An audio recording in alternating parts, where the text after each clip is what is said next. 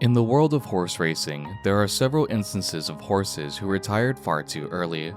Whether it be due to injury or a tragic passing, these horses were unable to truly display their talent with the duration of a full racing career. Silent Suzuka and Agnes Tachyon are two well-known examples in the Uma Musume fandom. However, there would be one more shining star amidst these what-if stories, an Uma who would be the source of inspiration for Jungle Pocket, one who dazzled the audience and took the racing world by storm. This is the story of Fuji Kiseki, Japan's dazzling star. Fuji Kiseki was born on April 15, 1992 at the Shadai Farm in Hokkaido. The Shadai Farm, as mentioned in past videos, is a major center for the world of Japanese horse racing. This farm is run by the Yoshida family. Most notably, this farm would be instrumental in elevating Japanese horse racing with the acquisition of Sunday Silence in 1990. Sunday would be Kiseki's sire, and the sire of over 1,500 foals. Sunday Silence was an incredibly strong racehorse from America who would be Japan's leading sire for over a decade. Even in modern day, his lineage acts to shape the racing world. In addition to Sunday Silence, Kiseki's dam was Mill Racer, an American mare who had a brief racing history before venturing to Japan as well.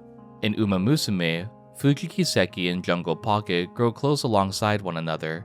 For Pocket, it's Kiseki's guidance in her darkest hour following Tachyon's retirement, and for Kiseki, it would be aiding Pocket in achieving a dream that she could never reach. This bond, much like many others in the series, are based on real-life events. Both Jungle Pocket and Fuji Kiseki shared a lot of similarities in their racing career. Both horses were owned by Yomoji Saito, being the main two horses at Saito's stable. Yomoji Saito was encouraged to become a racehorse owner by Zenya Yoshida after approaching Yoshida for advice on land Saito owned in Hokkaido. These words of encouragement would shape the future of Saito's career, officially becoming a registered racehorse owner in 1992.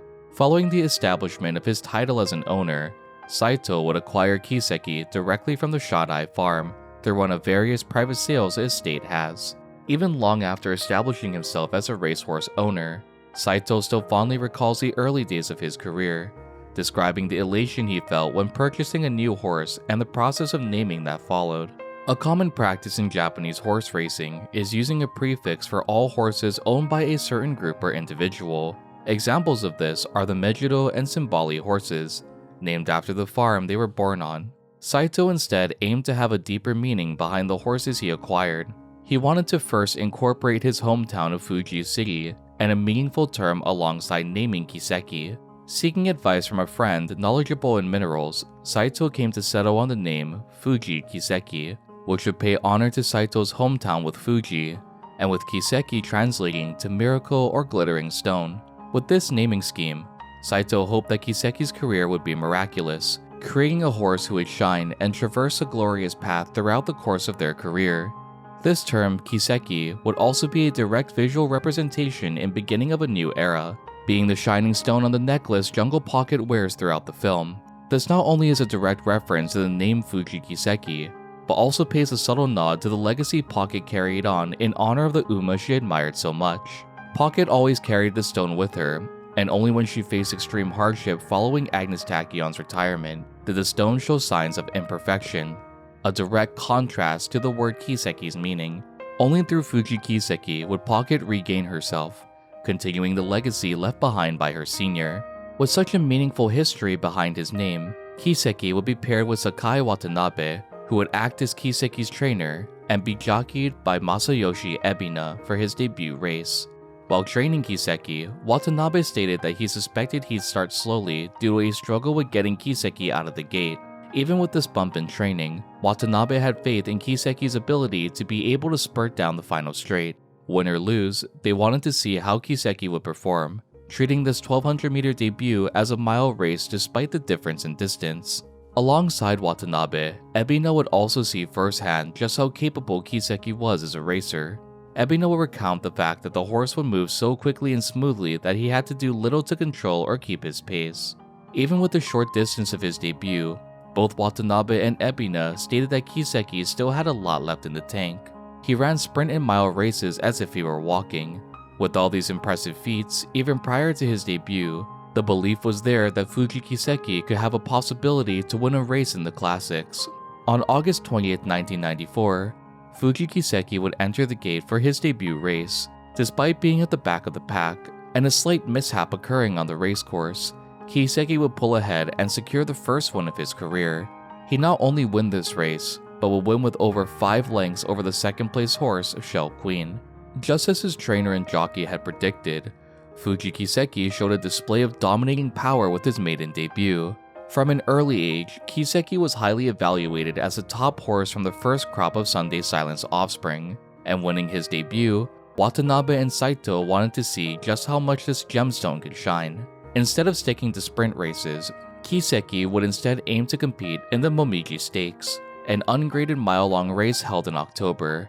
This race would pit Kiseki against the first rival he'd faced in his short career, Tayasu Tsuyoshi.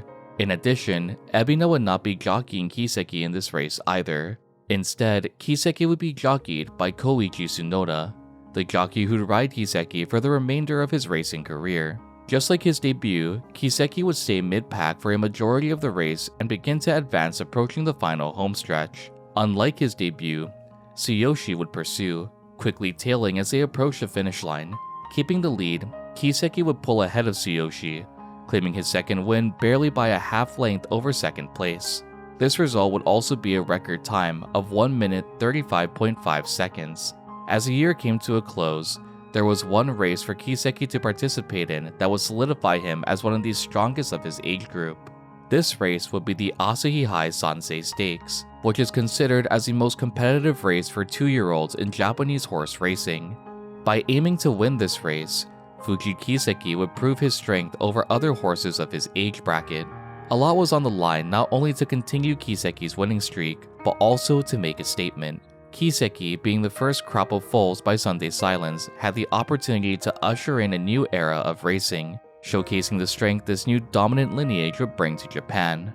This race, held on December 11, 1994, will also have Kiseki race against Ski Captain, another strong contender who'd be seen as a rival at this point in Kiseki's career. Not only would this be Fuji Kiseki's first stake-graded race, but it would also be his first G1 participation as well.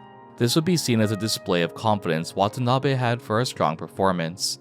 When exiting the gate, Kiseki had performed the same as his previous 2 races, keeping his pace and accelerating at the final corner. This would be the closest race yet, with Ski Captain quickly gaining on the lead position. Barely by a head, Fuji Kiseki would win the Asahi High, solidifying his position as the strongest 2-year-old horse of 1994. 3 starts and 3 first-place finishes. Needless to say, the string of victories were already impressive. Fuji Kiseki ended 1994 undefeated, with big plans entering his 3-year-old year to have him participate in the classic races for the Triple Crown. It would come as a shock to no one that at the beginning of the year in 1995, Fuji Kiseki would enter the Yayoi Sho. As a quick refresher, the Yayoi Sho is widely seen as a precursor race to the Triple Crown series. By this point, Fuji Kiseki had become a star in the racing world, and just like his name, continued to shine on the racecourse. Fuji Kiseki was the overwhelming fan favorite to win this race as well. This strong support came from the undefeated history in 1994, and from the highly regarded pedigree of Sunday Silence. Fuji Kiseki would claim a victory by 2.5 lengths over Hokkai Roseo, cementing his status as a strong contender for the classic Triple Crown. This race would show Japan Fuji Kiseki's brilliant performance and clearly be reflected in beginning of a new era. The way the anime displayed the captivated audience and the elegance with Fuji Kiseki's performance, the sheer dominance on the racecourse, the tension and the payoff all seemed to reflect this race perfectly, right down to the emotional reaction of Kiseki's trainer, Tanabe, overwhelmed by emotion seeing how far her career had come. Unfortunately, just like many horses we've covered before, the final curtain call would come early for Fuji Kiseki's career. After the Yayoi Sho, a training schedule was set to have Kiseki participate in the Satsuki Sho, the first leg of the Japanese Classic Triple Crown series. Before proper training and conditioning could begin, it was discovered that Kiseki had a bowed tendon, effectively ending his racing career. This not only caused Kiseki to retire early, but once more left a yearning by fans who would never be able to see future races from their favorite horse. Fuji Kiseki was only beginning to enter the prime of his career, with thoroughbred racehorses reaching their peak around their 4-year-old year. The Yayoi Sho was only a taste of what Kiseki was capable of, and now all the audience could do was wonder what could have been. Even though Fuji Kiseki's career ended abruptly, just like many instances we've seen before, through that retirement, a new legacy would be created. Witnessing Fuji Kiseki race, Jungle Pocket would be inspired to become an Uma Musume just like her, aiming to amaze her audience with a display as magnificent as the race she witnessed at the start of the film. She doesn't only look up to Kiseki, but Jungle Pocket absolutely adores her. Despite her rough and blunt exterior, when around her senior, Pocket's competitive nature melts away, most notably with her tail wagging uncontrollably when she's around Kiseki. In Uma Musume, Fuji Kiseki considers the classic Triple Crown as her ultimate stage. Her eccentric personality and motifs of stage performances are inspired by her mother, who was a stage actress in the world of Uma Musume. Just like her mother, she aims to captivate the audience with a dazzling display of power while racing. Kiseki also is described as a natural-born leader, and always does her best to care for her fellow Umas, who she affectionately refers to as her darling ponies. In Uma Musume Pretty Derby, Fuji Kiseki's unique skill is called Lights of Vaudeville, only acting to heighten her yearning for this ultimate stage, and her ability to dazzle the audience with an amazing performance. When Kiseki retired due to injury, her trainer, Tanabe, would also retire from his training duties alongside her. It is only at the request of his beloved Uma that he comes out of retirement to personally train Jungle Pocket. In beginning of a new era, Tanabe and Fuji Kiseki have an incredibly strong bond, and are regularly seen together throughout the course of the film. Both act to aid Pocket and encourage her, even during her moments of hardship. This, as mentioned earlier, is a direct reflection of real-life events. Trainer Tanabe is modeled after Sakai Watanabe, who had trained both Jungle Pocket and Fuji Kiseki. To Watanabe, he saw training Pocket as a clear successor to a career that Kiseki could never continue, acknowledging the legacy that could be formed with Pocket's career. This is heavily symbolized in the movie with Jungle Pocket's victory at the Tokyo Yushun, a race which Fuji Kiseki failed to participate in, and subsequently failed to claim a victory for her beloved trainer. Even though we eventually see Kiseki train to enter future races, this unfortunately would be another instance of a happy ending to her career in Uma Musume. That line in the film of being a far cry of what she once was hits so much harder after you realize just how promising her career could have been. In retirement, Fuji Kiseki became a breeding stallion, having a total of 1,876 foals in his breeding career. Kiseki would be an extremely successful sire in both Japan and Australia. Fuji Kiseki would travel between Japan and Australia to ensure that a constant flow of mares could be bred alongside him. This only acted to keep the influence of Sunday Silence alive. Some notable names sired from Fuji Kiseki include Kinshasa no Kiseki, who won multiple G1 races, Isla Bonita, who would be named Japan's best 3-year-old colt in 2014 after winning the Satsuki Show, and Kane Hikili, a successful dirt horse who would win the Japan Cup Dirt twice in 2005 and 2008. Fuji Kiseki would live out the remainder of his life until December 28, 2015, where he died at the age of 23 from a cervical spine injury. By this point, Kiseki had been relocated back to the Shadai farm in 2011. He may have not been able to compete in the classic Triple Crown, but Kiseki still left his mark on the racing world. He'd been the first G1 winner sired by Sunday Silence, and just like his sire, had ushered in countless new foals with an incredibly successful breeding career. A racehorse who showed immense strength and speed, captivating an audience with a dazzling display of potential and dominance, personified in Uma Musume as a kind and helpful Uma with one simple goal: to perform on the ultimate stage and make her mark on the racing world.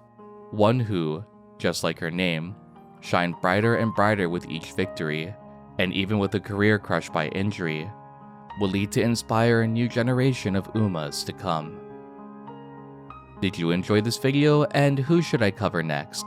Be sure to let me know in the comment section down below. Thank you all for joining me, and as always, I will see you all in the next video.